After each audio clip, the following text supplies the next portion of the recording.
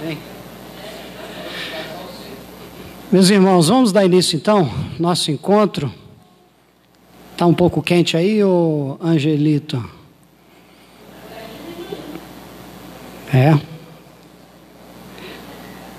Meus irmãos, graça e paz. Deus abençoe a todos que aqui estão e aqueles que estão em casa, que vão nos assistir aí pela internet. Nós vamos dar início aqui à nossa live, a transmissão do nosso culto ao vivo, de estudo da palavra.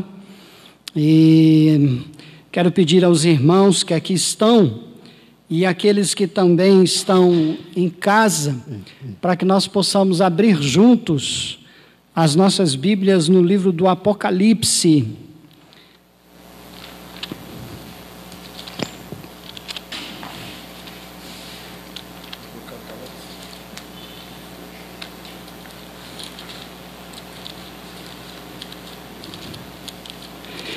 Quem está em casa aí, irmãos, já nos assistindo, bênção já ter vocês aqui conosco. Eu vou pedir a você que entre aí no Facebook da igreja, vá lá no sininho e compartilhe então o link para que outras pessoas possam assistir. Você pode convidar aí amigos, parentes ou pessoas que estão distantes, para que juntos nós possamos participar juntos desse culto. Então, vá lá no sininho, compartilhe o link, esteja convidando outros para estar conosco a partir desse momento. Nós vamos iniciar aqui o nosso encontro de hoje, lendo no livro do Apocalipse, capítulo 5, verso 13.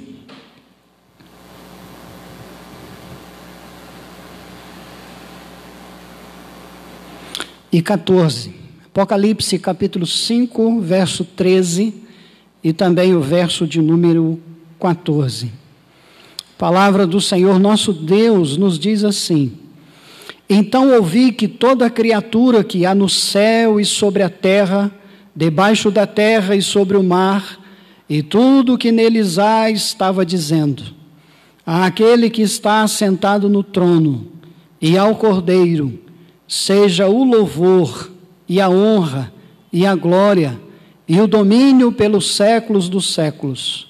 E os 4 seres viventes respondiam: Amém. Também os anciãos prostraram-se e adoraram.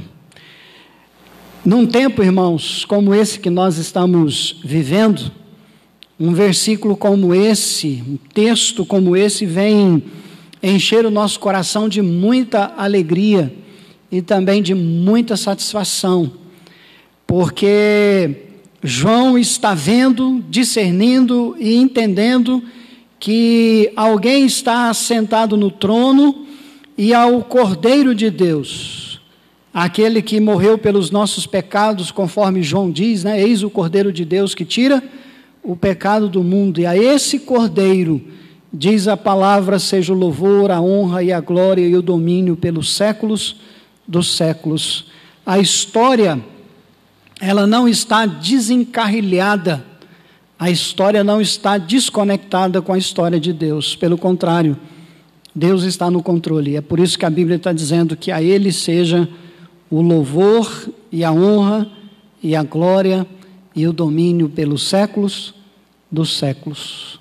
Louvado seja o nome do nosso Deus, irmãos, porque Ele está assentado no trono, e o seu Cordeiro, que é Cristo Jesus, está assentado ao seu lado, e é de lá que eles governam sobre tudo e sobre todos. Então, a igreja do Senhor Jesus, nesse tempo de pandemia, ela pode desfrutar de paz no meio do caos, ela pode ser consolada no meio da adversidade.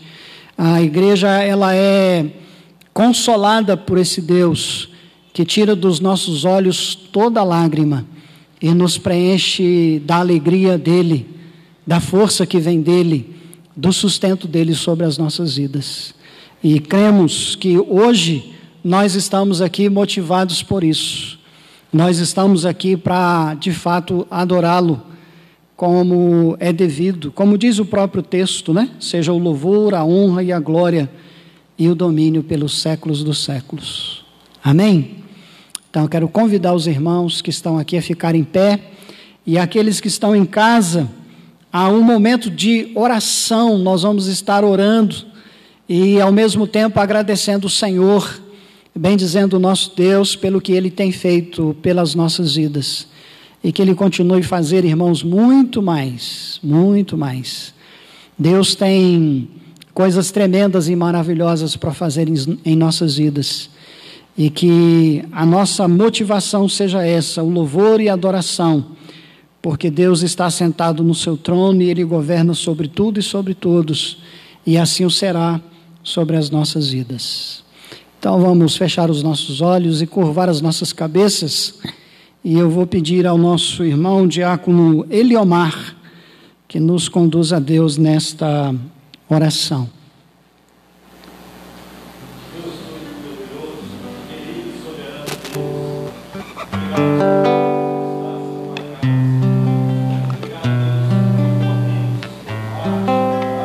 Obrigado, Deus. Amém, Jesus.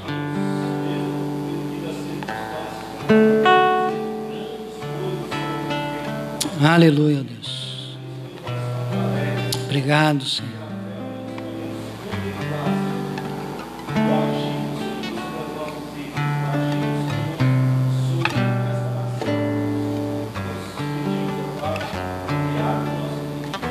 Amém, Jesus. Abre mesmo, Senhor.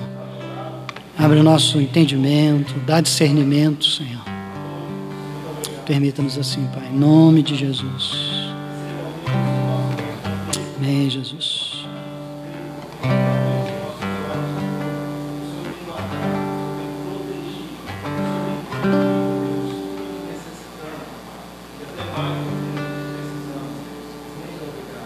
Amém, meu Pai. Aleluia. Sim, a Deus. Abre o nosso coração, Senhor. Nos dê entendimento, Pai. Amém, amém. Ainda em pé, irmãos, vamos cantar. Eu te busco, te procuro, ó Deus.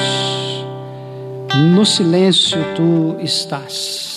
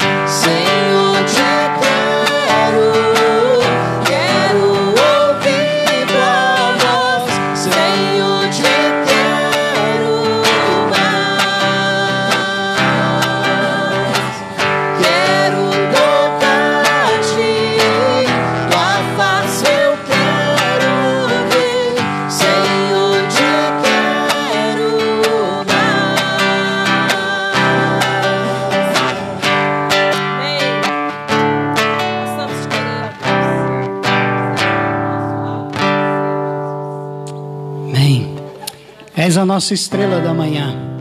É uma outra verdade, irmãos. É a única esperança que temos, está no Senhor nosso Deus.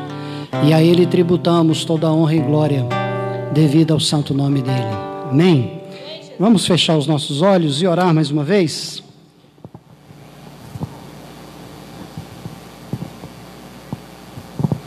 Senhor, nós tributamos a Ti toda honra e glória devido ao Teu santo nome. E de fato o Senhor é a estrela da manhã, Deus.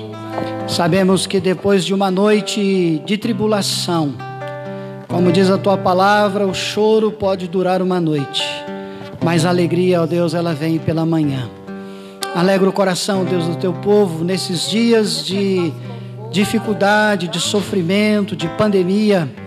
Alegra, ó Deus amado, o coração dos Teus servos. E assim nos abençoe, Pai, nesse momento. Em nome de Jesus. És a nossa estrela da manhã,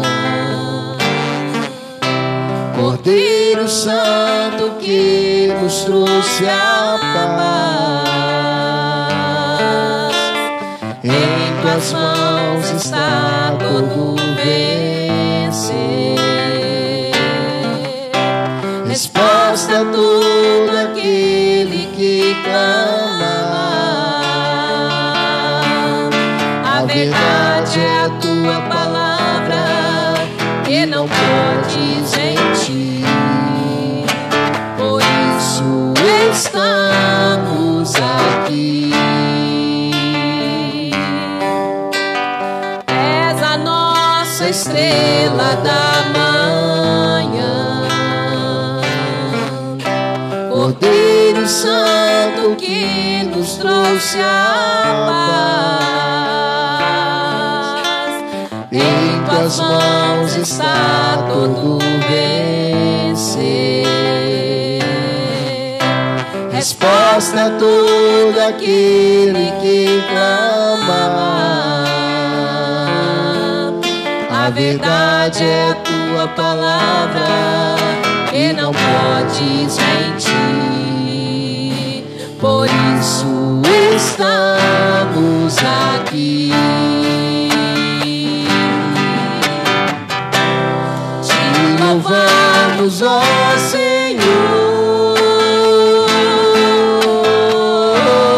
pelo Teu imenso amor. Manifesta o Teu perdão e poder, e assim vamos te adorar para sempre. Para sempre, ó meu Deus. Te louvamos, ó Senhor. Te louvamos, ó Senhor, pelo Teu imenso amor. Obrigada, Jesus. Manifesta o Teu perdão e poder, e assim vamos te adorar para sempre. Para sempre, ó meu Deus.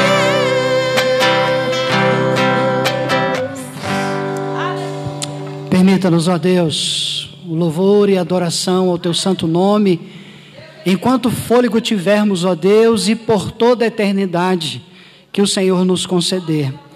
Te louvamos, ó Deus, nesse tempo, nesses momentos de dificuldades que cada um tem enfrentado. Te louvamos não por causa da dificuldade, mas nós te louvamos porque o Senhor está conosco em meio à adversidade.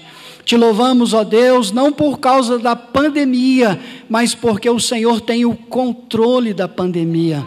Te louvamos, ó Deus, não porque vemos com muita tristeza pessoas morrendo, mas te louvamos, ó Deus, porque esse é um tempo de nos voltarmos totalmente para o Senhor, em louvor e adoração ao Teu santo nome.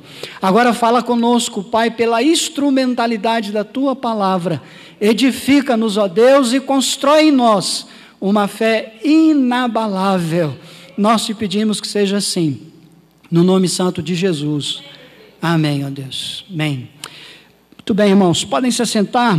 Nós vamos lá para a carta do apóstolo Paulo aos Filipenses.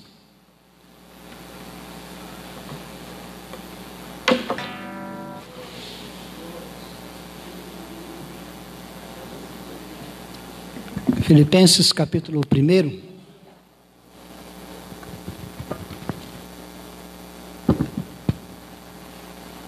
Nós vamos ler aí a partir do verso de número 12. E nós vamos até o verso de número 18. Filipenses capítulo 1, a partir do verso 12, nós vamos até o verso de número 18. Então, os irmãos que estão em casa, caso queiram fazer alguma anotação, então você pode pegar aí um caderno, uma caneta e se preparar para esse momento de estudo da palavra do Senhor nosso Deus. O texto que nós nos propomos a estudar, conforme foi veiculado pelo Facebook e nos grupos da igreja, é o texto de Filipenses, capítulo 1, a partir aí do verso de número 12, e nós vamos até o verso de número 18. A palavra do Senhor nosso Deus nesses versículos nos diz assim: irmãos, quero ainda, irmãos, cientificar-vos de que as coisas que me aconteceram têm antes contribuído para o progresso do Evangelho, de maneira que as minhas cadeias em Cristo se tornaram conhecidas de toda a guarda pretoriana e de todos os demais. E a maioria dos irmãos, estimulados no Senhor por minhas algemas, ousam falar com mais desassombro a palavra de Deus. Alguns efetivamente proclamam a Cristo por inveja e porfia, outros, porém, o fazem de boa vontade. Estes, por amor, sabendo que eu estou incumbido da defesa do Evangelho. Aqueles, contudo, pregam a Cristo por discórdia, insinceramente julgando suscitar tribulação às minhas cadeias. Todavia, que importa? Uma vez que Cristo, de qualquer modo, está sendo pregado, quer por pretexto, quer por verdade, também com isto me regozijo. Sim, sempre me regozijarei. Muito bem, vamos olhar para esse texto aqui, irmãos, e à luz daquilo que iniciamos quinta-feira passada, os irmãos devem se lembrar que nós falamos que, a partir do verso 3, Paulo está fazendo aqui 2 momentos de oração e de intercessão pelos filipenses.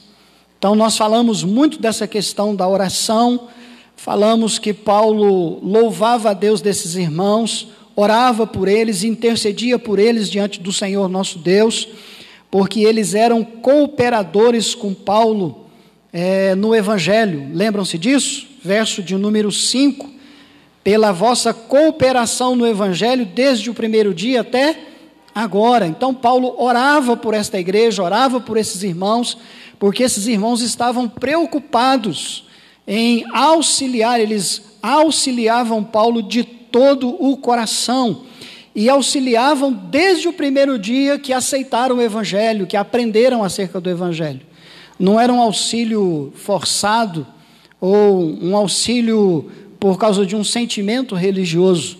Eles auxiliavam Paulo porque entendiam que de fato eles estavam cooperando para o progresso do Evangelho em toda parte, a partir da cidade de Filipos, né?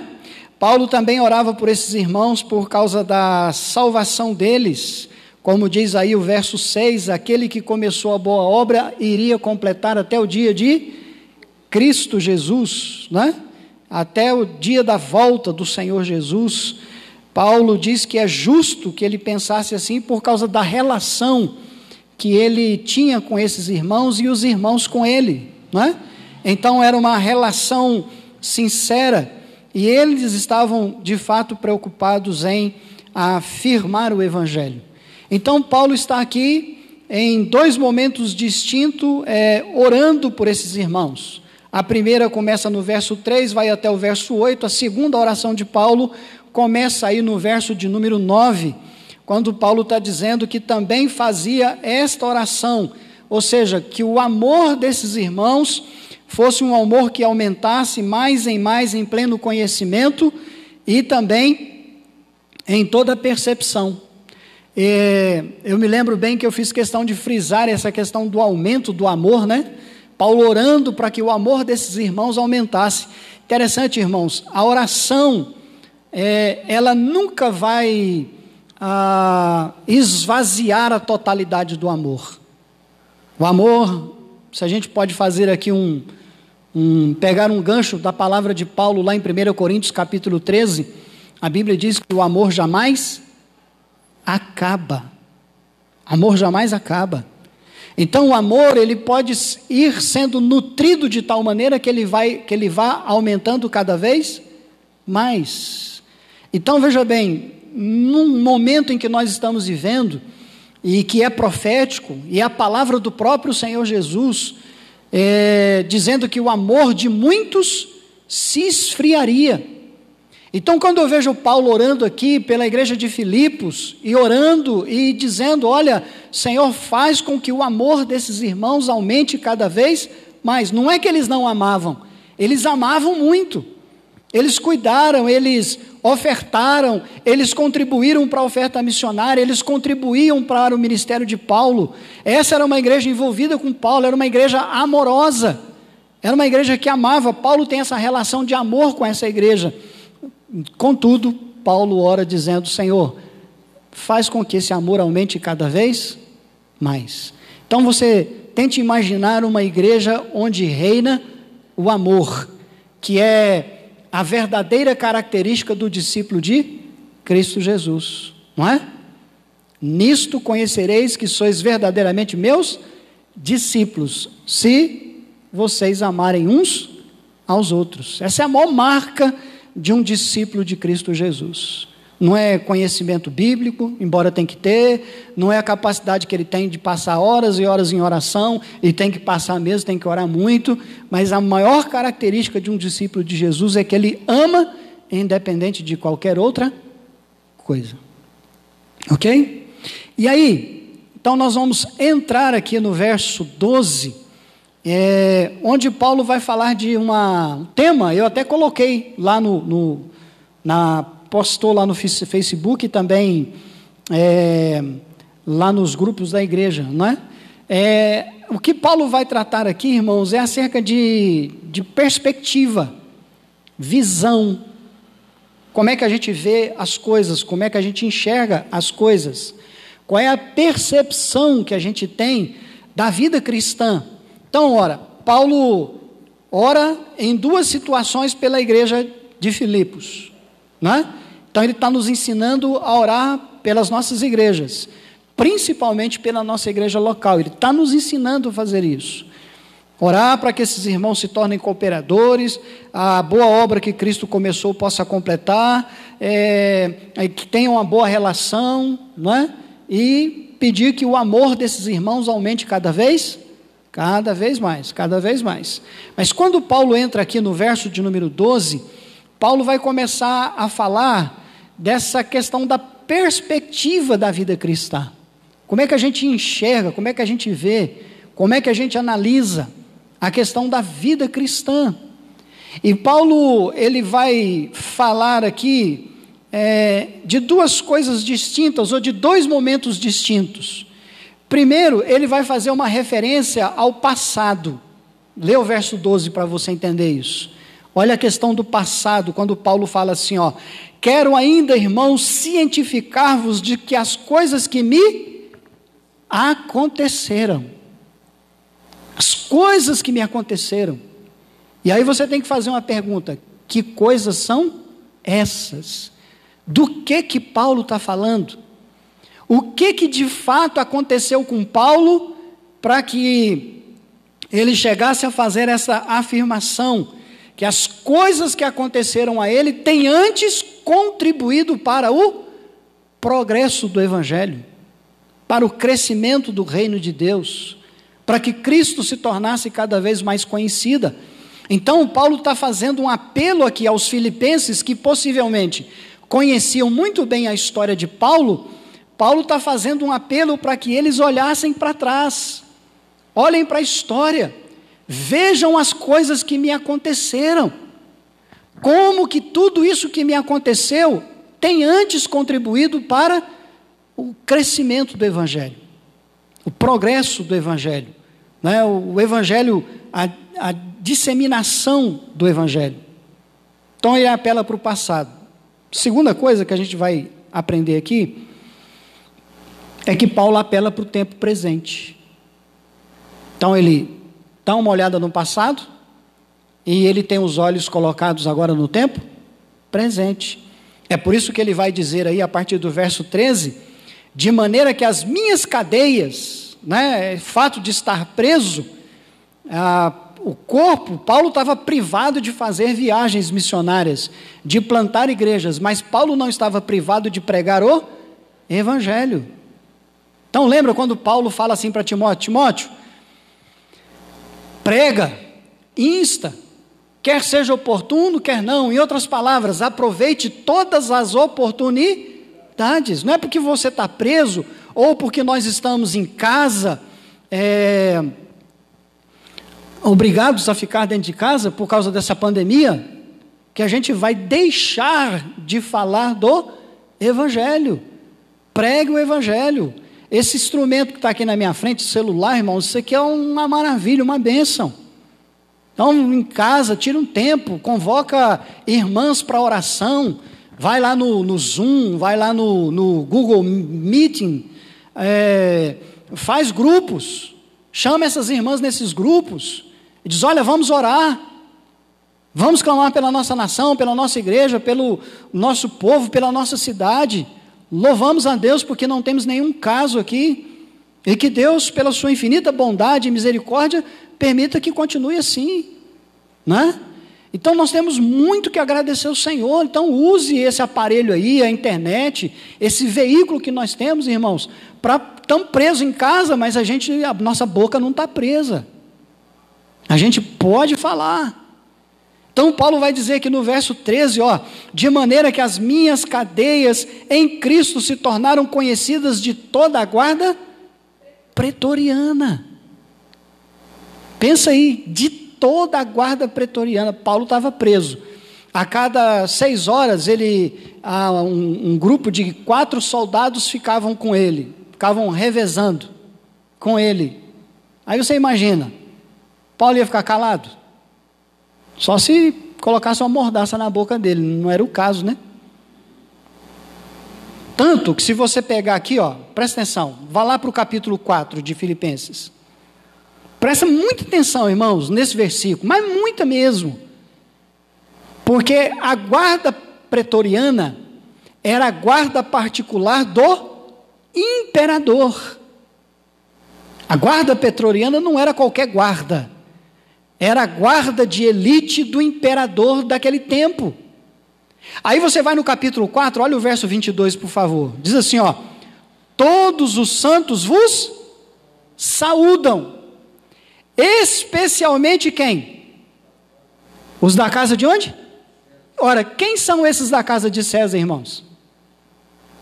Se não, os da guarda pretoriana. Eram da casa de César, eram da casa do imperador. Era a guarda particular dele. Paulo pregou o evangelho de tal maneira que muitos deles, a gente não tem ideia de quantos, mas muitos vieram a se converter. Paulo estava preso, mas nem por isso ele ficava falando: tadinho de mim, coitadinho de mim, ninguém tem dó de mim. Eu estou largado, eu estou sofrido, minha vida está ruim, Deus não é bom, Deus não me ajudou, Deus me mandou para a prisão. Não, Paulo não está reclamando, ele estava pregando o evangelho, aproveitando toda e qualquer situação, para falar de quem?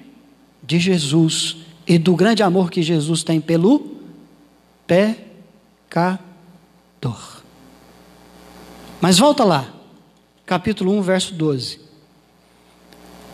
Então, verso 12, Paulo apela para o passado. Verso 13 até o verso 18, Paulo apela para o tempo presente. Então a pergunta é, o que acontece nesses dois momentos? O primeiro, passado, Paulo diz assim: quero ainda, irmãos, cientificar-vos de que as coisas que me aconteceram têm antes. Diz, olha, me aconteceu lá, mas essas coisas têm antes contribuído para o progresso do Evangelho. Como eu disse, a pergunta é, que coisas são essas? Alguém tem uma ideia? Do que Paulo está falando? Aí, para você ter uma ideia, eu anotei aqui 15 situações, irmãos. 15. Aí veja se a gente tem tempo para estudar 15 aqui agora. Para pensar, só. Mas eu anotei aqui 15 situações em que Paulo está dizendo, olha, aquelas coisas que me aconteceram têm antes contribuído para o progresso do Evangelho. Aí eu vou passar por cima de muita coisa aqui, porque é o tempo, né? Então, primeiro, Paulo foi perseguido em Damasco, Atos capítulo 9. Segundo, ele foi rejeitado em Jerusalém, Atos capítulo 9. Terceiro, ele foi dispensado do campo pelo próprio Deus. Você imagina um pastor está no campo, eu estou aqui em Belo Oriente, de repente eu começo a ouvir a voz do Espírito Santo dizendo, Tileleco, seu tempo chegou, tchau meu filho. Tá, Senhor, para onde eu vou? Senão você vai para Goiânia. Mas Goiânia não tem campo lá em Goiânia ainda não. Você está dispensado do ministério, vai embora para sua casa. Paulo passou por isso, irmãos. É só você ler Atos capítulo 22, do verso 17 ao verso 21. Paulo passou por isso. Ele foi dispensado pelo próprio Deus. Interessante, né? Ele relata isso lá. Quarto, ele foi esquecido em Tarso. Quinto, ele foi colocado na sombra de outro líder. Lembra Atos capítulo 13? Atos capítulo 13, quando o Espírito Santo vai lá na igreja, a igreja está orando, a igreja está jejuando, aí vem o Espírito Santo e fala assim, separai-me agora, quem? Quem se lembra? Quem? Paulo e Barnabé ou Barnabé e Paulo? Lá está Barnabé e Paulo. Você já foi reserva, Jubim, de alguém? Já? Foi reserva você ou Atos? Pensa na situação de um reserva, irmãos. Lê lá Atos capítulo 13. Barnabé e Saulo. Paulo. Só depois é que Paulo se torna o titular. Aí você imagina ser reserva. Segundo, debaixo da submissão do primeiro. Não é brinquedo, não. Paulo teve que aprender com Barnabé, andar com Barnabé. É só depois que Paulo se torna titular. Ser reserva é chato, é difícil, é complicado. Ser pastor auxiliar não é brinquedo, não é fácil, é complicado. Paulo teve que passar por isso, né? Sexto, Paulo foi apedrejado e dado como morto em Listra. Sétimo, ele foi barrado por Deus no seu projeto de ir para a Ásia. Aí Atos capítulo 16, irmãos, eu falei disso num culto aqui outro dia. Oitavo, ele foi preso e açoitado com varas em Filipos. Nono, ele foi escorraçado de Tessalônica. Décimo, ele foi chamado de tagarela em Atenas. 11º, ele foi preso em Jerusalém e acusado em Cesareia. 12º, ele enfrentou naufrágio quando estava indo para Roma. 13º, ele foi mordido por uma víbora venenosa, o único dos apóstolos que foi mordido por uma víbora. Todo mundo dizia, vai morrer, vai morrer, vai morrer. Não morreu. Aí começaram a adorar ele como Deus. Ele diz, vocês são... A gente não entende esse povo complicado, né? 14º, ele chegou a Roma preso. Pensa nisso. preso. Mas eu queria, irmãos, lembrar vocês de uma coisa muito interessante, que Paulo está fazendo aqui quando ele fala: quero antes, irmãos, cientificar-vos que as coisas que me aconteceram. Sabe o que Paulo está querendo dizer? Quem é que não passa por angústia? Quem é que não enfrenta sofrimento? Quem é que não passa por dores? Quem que não é atribulado na sua alma em detrimento de uma determinada situação? Citei aqui, irmãos, 14, vou citar a 15ª, eu vou pedir aos irmãos para abrirem outro texto para a gente ver isso aqui, porque Paulo está dizendo: olha, tudo o que me aconteceu tem antes cooperado para o crescimento do Evangelho. Às vezes, irmãos, a gente passa por uma enfermidade, por uma situação, a gente diz assim: é o diabo, é o capeta, é a crise, Paulo não está dizendo aqui, em tudo que Paulo passou, em tudo que Paulo sofreu, ele sempre atribuiu isso a quem? A Deus. Nas suas algemas, esse fato em Jerusalém, Paulo foi chicoteado 40 vezes menos uma, 39, porque quando um preso apanhava, levava 40 chicotadas, ele não poderia apanhar mais. Então Paulo diz lá: eles me deram 40 chibatadas menos uma, ou seja, 39, pararam na 39, por quê? Porque no outro dia iam pegar Paulo de surra de novo. Aí outro dia, eu vi alguém que postou uma musiquinha lá no... complicado isso, né? Colocaram a musiquinha lá, lembra? Show, coronavírus, aqui não vai entrar em nome de Jesus, e não sei o que, PTT. Ô meu irmão, esses cânticos de pensamento positivo, de que eu declaro, de que eu determino, de que eu exijo, e porque eu falei isso não vai acontecer, presta atenção, Ronaldo Lindório está em fase de recuperação. Eu não conheço no Brasil, não vou citar o mundo porque eu não conheço o mundo, mas eu não conheço no Brasil nenhum missionário que rende 10% do que aquele irmão rende na obra missionária. Está lá padecendo de coronavírus. Show, coronavírus aqui não vai entrar em nome de Jesus. Não estou falando que você tem que sair procurando o coronavírus, não. Se Paulo, que é Paulo, apanhou, passou pelo que passou, como a gente está vendo aqui, aí Paulo diz: tudo isso que eu sofri lá atrás tem antes cooperado para o progresso do Evangelho. Paulo chega como preso em Roma, e ele converte quase que toda a guarda pretoriana. Deus tinha um propósito na prisão dele, Deus tinha um propósito no sofrimento, Deus tem um propósito no sofrimento, irmãos. Aquele que com lágrimas semeia, com júbilo voltará trazendo os seus feixes.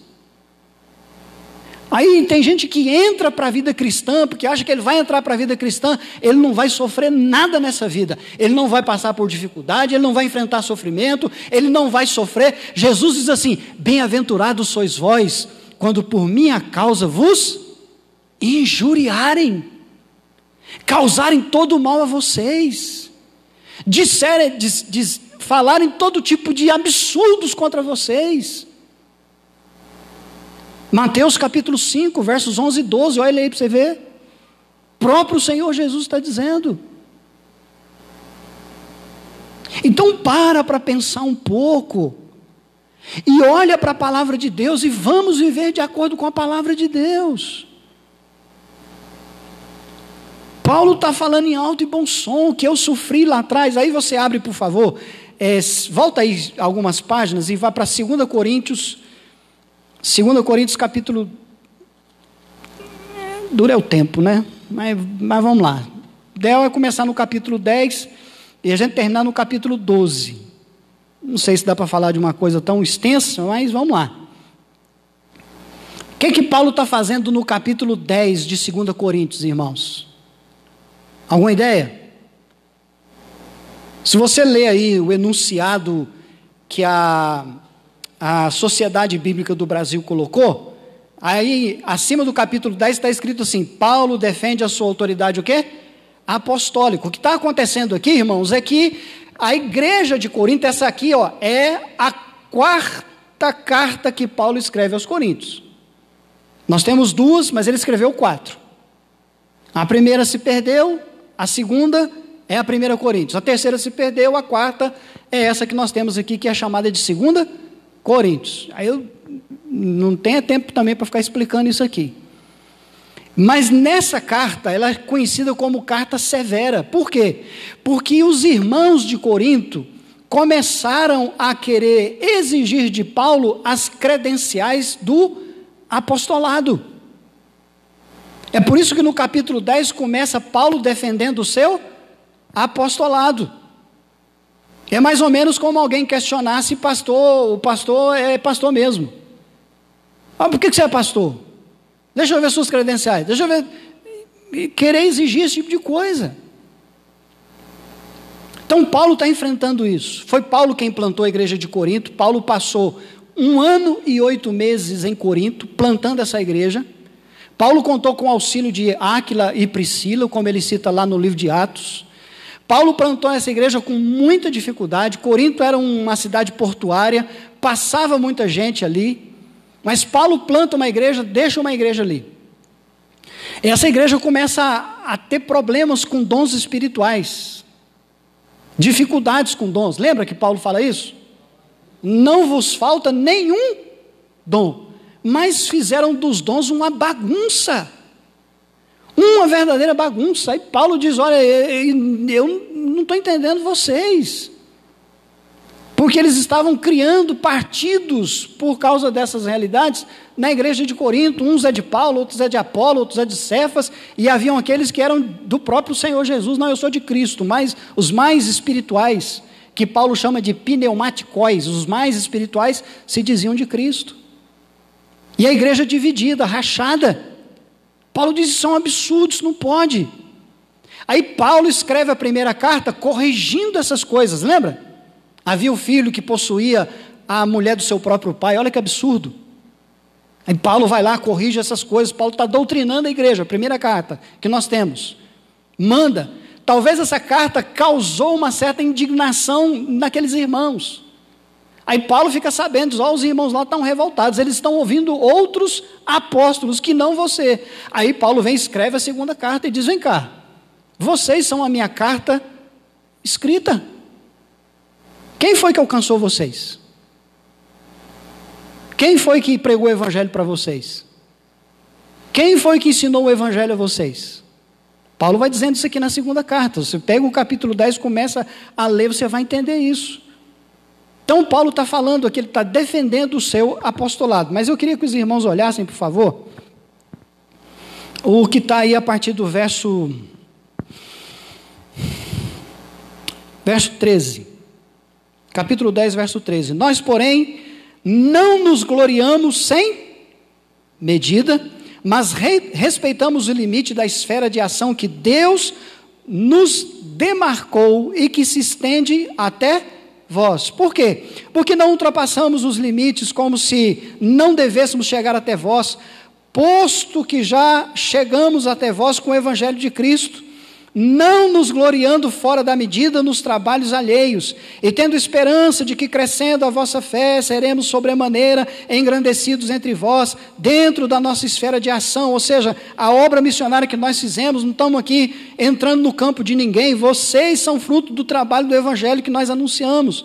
O verso 16, a fim de anunciar o evangelho para além das vossas fronteiras, a partir de vocês levar, como Paulo fez com os filipenses, sem com isto nos gloriarmos de coisas já realizadas em campo alheio. Aquele, porém, que se gloria, diz ele, glorie-se em quem? No Senhor. Paulo está dizendo: olha, eu não estou gloriando em mim, não. A minha glória está no Senhor, ela vem do Senhor. Por quê? Porque não é aprovado quem a si mesmo se louva, e sim aquele a quem o Senhor louva. Olha que coisa interessante, irmãos. Então veja, tudo que Paulo passou tem antes contribuído para o crescimento do quê? Do evangelho. Agora veja bem, Entra no capítulo 11. Vá lá para o verso 16. Senão o tempo vai passar aqui e a gente não vai chegar no... Olha o verso 16. Paulo diz assim: outra vez digo, ninguém me considere o quê? Insensato. Todavia, se o pensais, recebei-me como insensato, para que também me glorie um pouco. O que falo, não falo segundo o Senhor, e sim como? Por loucura, nesta confiança de gloriar-me. E posto que muitos se gloriam segundo a carne, também eu me gloriarei, porque sendo vós sensatos, de boa mente, tolerais os insensatos, tolerais quem vos escraviza, quem vos devore, quem vos detenha, quem se exalte, quem vos esbofeteie no rosto. Olha só, ingloriamente o confesso, como se fôramos fracos. Mas naquilo em que qualquer tem ousadia, como insensatez, afirmo, também eu tenho. Agora presta atenção, Paulo vai falar dos seus sofrimentos. Por isso que ele está dizendo que ele vai se gloriar na carne, porque ele está falando dos seus sofrimentos. Ele diz, são hebreus? Também eu o sou. São israelitas? Também eu. São da descendência de Abraão? Também eu. São ministros de Cristo? Falo como fora de mim, eu ainda mais.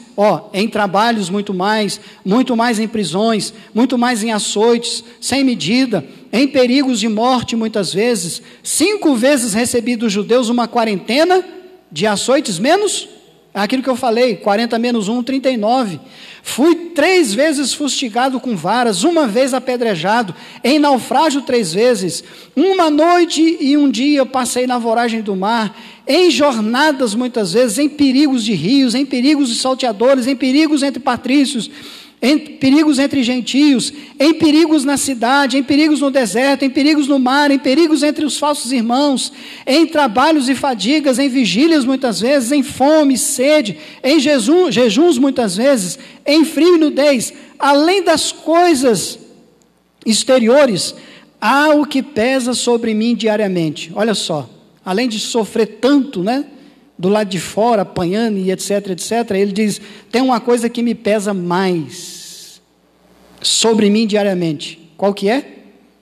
A preocupação com todas as igrejas.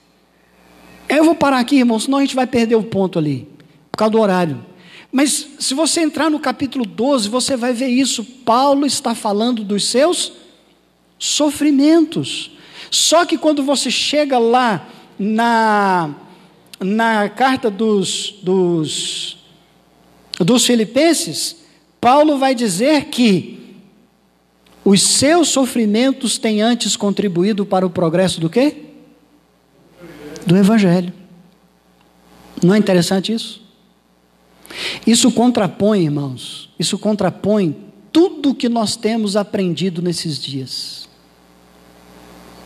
Na televisão, no rádio. E outro dia nós vimos aí um camarada vendendo sementinha de feijão.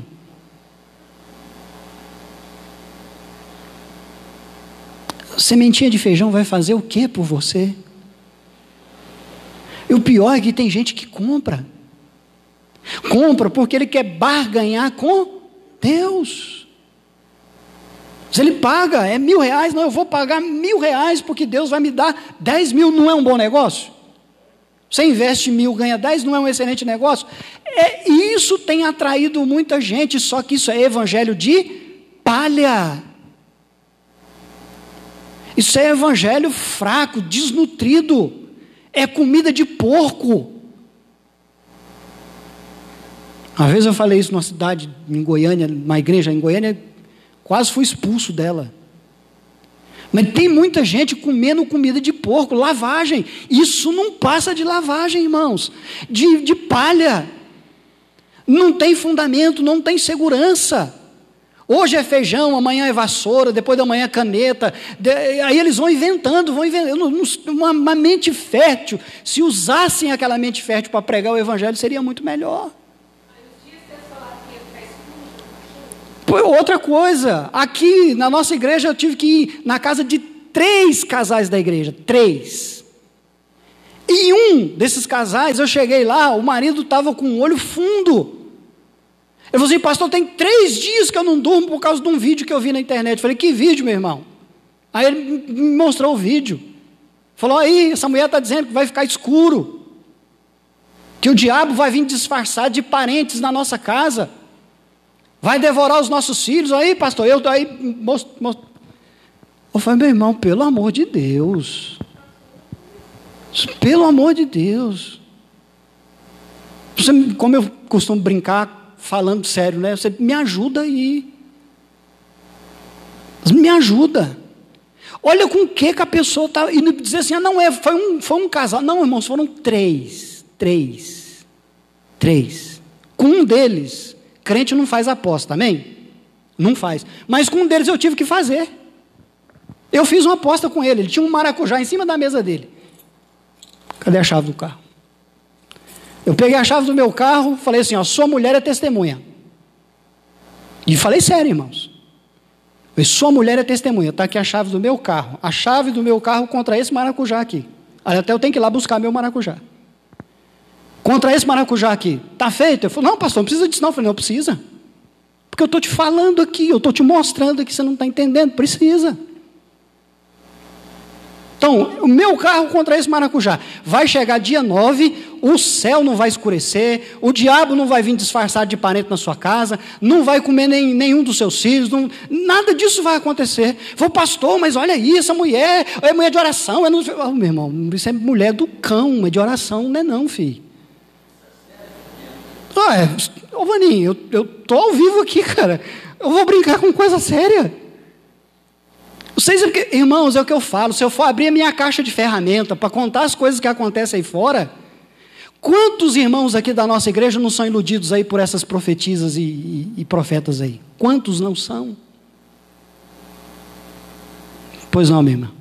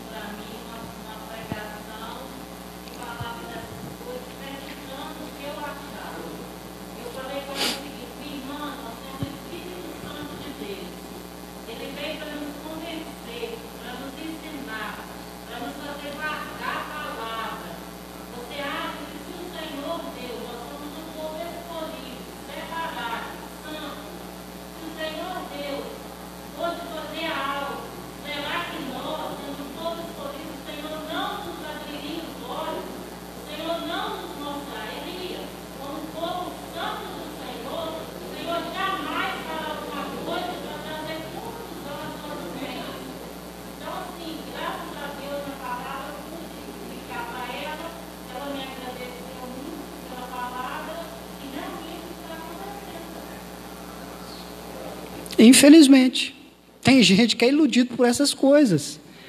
Aí quando eu digo, tem que ler a Bíblia, tem que orar, tem que ler a Bíblia, tem que buscar a Deus, as pessoas, sei lá, parece que a gente está falando ao vento, né? Mas, irmãos,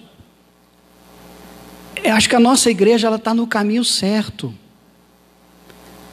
Está no caminho certo. É uma igreja que tem procurado estudar a Bíblia, aprender da Bíblia. É uma igreja que tem procurado interagir com a palavra. E como eu já falei, eu não vou mudar o discurso. Não vou, é palavra, é palavra. Então, quando eu fiz referência à música lá, quem postou lá no grupo lá, que me perdoe por ter falado aqui, né? Embora eu não citei nomes. Mas coloca lá a musiquinha, show, em nome de Jesus, coronavírus aqui não vai entrar. Ô, meu filho, se Deus tiver que te levar de coronavírus, você pode estar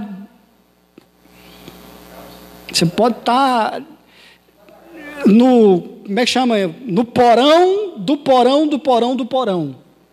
Lá no porão mesmo, entendeu? Lá no fundão. Você pode estar lá, porque de lá ele vai te pegar. Não, agora eu estou dizendo, aí ó, é o outro lado também, né? Eu estou dizendo que a gente também agora tem que procurar o coronavírus. Não estou dizendo que tem que procurar o coronavírus.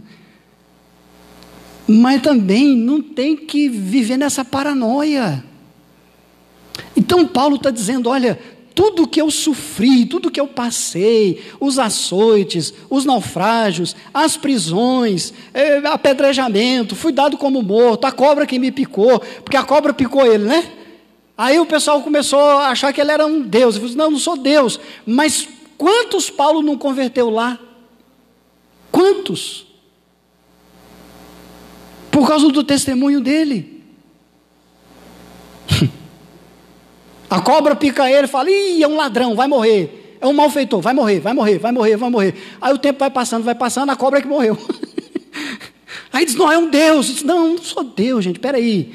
Eu estou aqui para anunciar a quem? A Jesus. É um negócio interessante isso, pois não, Vani?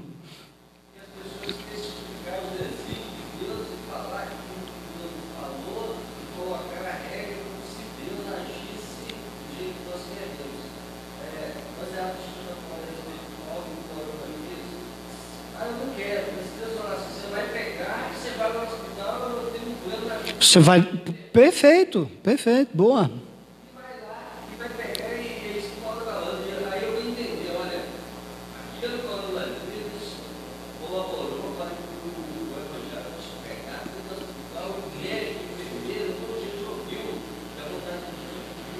Testemunho.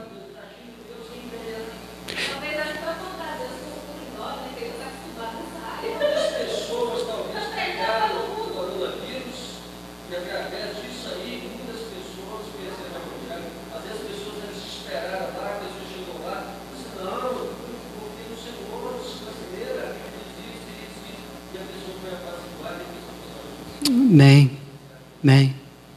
Verdade, é isso aí. Não sei se os irmãos assistiram pela internet uma live entre o pastor Paulo Júnior e o pastor Paulo também, que é do Grupo Logos.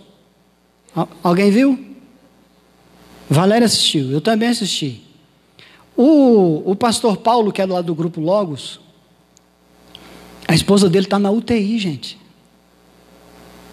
Está entre a morte e a vida. E o cara está lá cantando, falando do amor de Jesus. Vê lá, assista a live. Você vai entender. Só um instantinho, Júber. Por isso que Paulo está dizendo aqui, volta lá para Filipenses. Por isso que Paulo está dizendo aqui: quero ainda, irmãos. Paulo está orando, ora 2 vezes. Já falamos sobre a oração de Paulo. Aí Paulo vai entrar no verso 12 e vai dizer assim: quero ainda, irmãos, cientificar-vos de que as coisas que me aconteceram têm antes o quê? Contribuído para o progresso do Evangelho. O que é que Paulo está querendo fazer aqui, irmãos? Paulo está estimulando os irmãos a pregar o Evangelho em toda e qualquer situação. Falei tudo isso só para chegar nesse ponto. O que Paulo está fazendo aqui é estimulando os irmãos, dizendo: irmãos, não deixem, olha as minhas cadeias, eu estou preso, mas a guarda pretoriana está se rendendo aos pés de Jesus. Não lemos aqui no capítulo 4? Todos os santos os saúdam, especialmente os da casa de César. Aonde que esses de César conheceram o Evangelho? Na prisão quando Paulo estava preso. Fala, Jubi.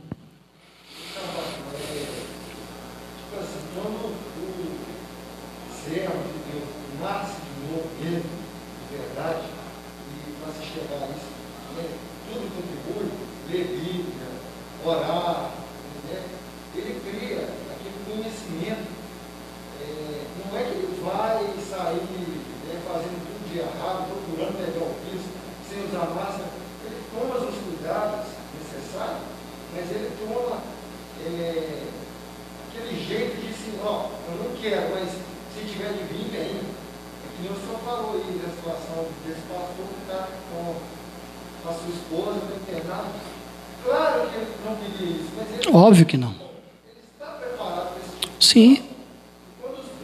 Então, quando surgem essas coisinhas de vídeo, falando que vai ficar à noite, depois tudo, aquele cristão mesmo, genuíno, ele vê aquela situação, não desdenha, não debocha, é claro que não. Ele sabe que não vai acontecer, mas ele pensa assim: mas tudo bem, se acontecer, pode tudo. Eu estou preparado. Ele não fica desesperado, né? Mas tem uma coisa, Júber, eu vou terminar aqui, irmãos. Aí nós vamos falar, quinta-feira que vem a gente começa no verso 13 e fala da segunda parte, que é o tempo presente. Paulo está falando do tempo passado, Depois nós vamos voltar no tempo presente, que é do verso 13 ao verso 18, ok? Então eu vou encerrar aqui com uma aplicação prática. Uma das muitas que tem aqui, mas não tem tempo para falar. Mas uma aplicação prática, presta atenção. Já viu que é comum? O crente começa a passar por tribulação. Qual é a primeira coisa que ele faz? Via de regra. Óbvio que há exceções. A primeira coisa que ele faz é se afastar da igreja. Depois se afasta de Deus. E vai se distanciando, e vai se distanciando, e vai se distanciando. Porque na cabeça dele, consciente ou inconsciente, ele não imagina, na sua fragilidade espiritual, um Deus que o permita passar por tribulação. É por isso que esse texto é importante, quando Paulo está orando pelos da igreja de Filipos e diz: irmãos, deixa eu falar uma outra coisinha para vocês, fiquem certos disso, que tudo que eu estou passando, olha, eu estou na cadeia, não estou na cadeia? Os irmãos, tá, Paulo, você está na cadeia. Então, mas fiquem sabendo que eu estou na cadeia, mas isso tem antes contribuído para o progresso do Evangelho. Me pararam, mas não conseguem parar o Evangelho. Então, o que eu acho interessante aqui, Juba, é o amadurecimento de Paulo. Quanto mais sofre, mais ele vive o Evangelho. Quanto mais sofre, mais ele se apega a Cristo. Quanto mais sofre, mais ele fala do amor de Deus. 40 chicotadas menos uma, jogam ele no calabouço, na prisão. Está lá ele e Silas, da meia-noite. Pensa, se fosse eu, irmão, eu não vou nem colocar você nessa não. Eu queria mais era tomar um banho, cobrir as minhas chagas e dormir uma noite assim. Meia-noite, Paulo e Silas estão fazendo o quê? Estão cantando. Sim, eu amo a mensagem da cruz, até morrer eu a vou proclamar. Pois um dia, em lugar de uma cruz, a coroa Jesus. Essa é a fé de Paulo, irmãos. Essa é a fé de Paulo. O que vai me separar do amor de Deus? Lembra Romanos capítulo 8? Será tribulação, angústia, espada, nudez, fome. O que vai me separar do amor? Nada vai me separar do amor de Deus que está em nada. Nada. Então é isso que nós precisamos ter. Uma fé inabalável. Por isso que esse texto está falando da perspectiva da vida cristã. Como é que você vê a vida cristã? Como é que você enxerga a vida cristã? Que você tem passado, tem te levado mais para perto de Deus ou mais para longe? Porque o verdadeiro crente é assim. Quanto mais apanha, mais ele se aproxima de Deus. Porque nós estamos aqui de passagem. Quem quer firmar os valores da sua vida nesse mundo, que firme. Mas nós estamos aqui de passagem. E para uns, a passagem é muito rápida. Por isso que é melhor firmar. Como diz o velho hino, né? Firme nas promessas do Senhor Jesus, em amor ligado sempre à sua. Né? Vamos ficar em pé, irmãos? Desculpa aí avançar o horário. Me perdoe, como diz o goiano, me perdoe. E sou torcedor do Vila Nova mesmo, com muito orgulho. Melhor time do Brasil para mim. Isso é por causa do palmeirense aqui. Não deixa de ser palmeirense, não. É isso aí. Agora, acima do Vila e do Palmeiras, está Jesus.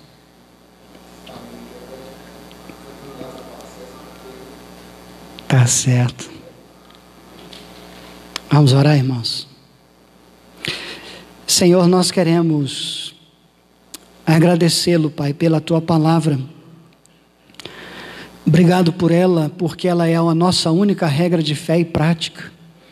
Obrigado porque a Tua palavra nos fundamenta, ela nos ensina, ela nos instrui.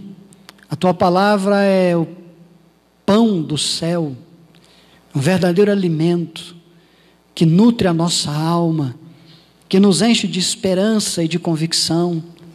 É a Tua palavra que nos ensina acerca de Jesus, da obra de Jesus, do sacrifício de Jesus, do amor de Jesus.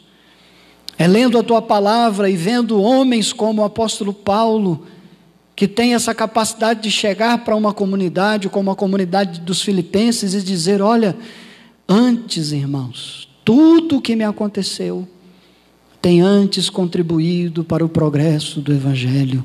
Louvado seja o nome do Senhor. Obrigado pela vida de Paulo, ó Deus, e de tantos outros que em meio ao sofrimento aprenderam a glorificar o santo nome do Senhor. Ensina-nos, ó Deus, nesse tempo em que o Evangelho anda tão barato demais, esse evangelho de palha que muitos têm vivido por aí. Hoje é crente, amanhã não é, depende da circunstância. Se está bem é crente, se não está bem, foge do Senhor, foge da igreja. Nos livre desse evangelho, ó Deus. Tem misericórdia de nós, mas queremos estar firmados na rocha que é Cristo Jesus. E independente do que acontecer, ó Pai, que nada nesta vida possa nos separar do amor do Senhor que está em Cristo Jesus. Firma os nossos valores, firma os nossos passos, derrama graça sobre nós e sobre a nossa casa, guarda o coração dos nossos filhos, dos mais jovens, ó Deus, que vão pegar o mundo transtornado, vão pegar o mundo de ponta cabeça, como de fato já está, mas a perspectiva, ó Deus, é que o fim venha, Jesus volte, a igreja vá habitar com Ele por toda a eternidade. Nós estamos caminhando para esse tempo. Então firma a nossa fé, firma os valores da nossa fé, nos dê graça para caminhar, ó Deus, em novidade de vida diante do Senhor, independente, ó Pai, do contexto em que nós estejamos vivendo. Abençoe a igreja presbiteriana de Belo Oriente, abençoe os meus irmãos, as minhas irmãs, abençoe a Leide, ó Deus, que está fazendo aniversário hoje, abençoe, Pai, aqueles que estão precisando de ânimo, de força, de vigor, de energia. Visita, Pai, o marido, a esposa, o filho, a filha. Oh Deus, acampa os teus anjos ao redor desses lares, que os teus filhos sejam apegados à palavra, instruídos na palavra, conhecedores da palavra, homens e mulheres dedicados, ó Deus, à oração diante do Senhor. Dá graça, ó Deus, ao teu povo e abençoe esta igreja, para que ela continue nesse projeto de cada vez mais aprender do Senhor, da tua palavra, para servir o Senhor, ó Deus, da melhor maneira possível. Honra, Pai, o teu povo, a tua igreja. Abençoe, ó Deus amado, aquilo que vamos realizar nesse sábado com os jovens, ó Pai querido. Abençoe também no domingo, quando o Conselho Missionário, o Ministério de Missões, ó Deus, estará vendendo, ó Pai amado, aqui na porta da igreja, os pastéis, sucos, ó Deus, para que a gente possa angariar fundos e investir na obra missionária, abençoar os nossos missionários, ó Pai, para que eles não desistam da caminhada, nesse tempo de pandemia, eles possam firmar o propósito deles de levarem o teu evangelho às nações que não te conhecem, porque eles sabem, ó Deus, que a igreja está na retaguarda, a igreja está em oração, e a igreja está investindo, para que eles possam ir, ó Deus, e pregar o evangelho, certos, ó Deus, de que a tua igreja está, ó Deus amado, orando por eles, e, ó Deus, investindo na obra missionária que eles abraçaram. Então ajuda-nos, ó Pai, em nome de Jesus. Leva-nos para casa, guarda-nos, dá-nos, ó Deus, uma boa noite de descanso. É o que nós te pedimos. E oramos assim, ó Deus, agradecidos, em nome de Jesus. Amém, ó Deus. Amém. Obrigado, irmãos. Vão em paz. Deus os abençoe. E até domingo pela manhã, em nome de Jesus.